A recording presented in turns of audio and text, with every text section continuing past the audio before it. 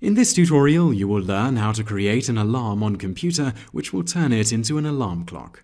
Go to download.cnet.com and in the search box in the top right, type free alarm clock and hit return. For this tutorial, we will be using a program called Free Alarm Clock, so click on this option from the list.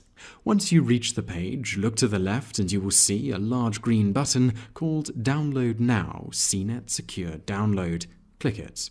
You will be taken to a page and the program will download. When it is finished, click on the downloaded file. The installation process will begin and you simply need to follow the instructions. Once the installation is complete, be sure to select Launch Free Alarm Clock to launch the program.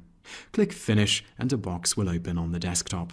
If you look to the top left side of the box, under File, you will see a green button called Add.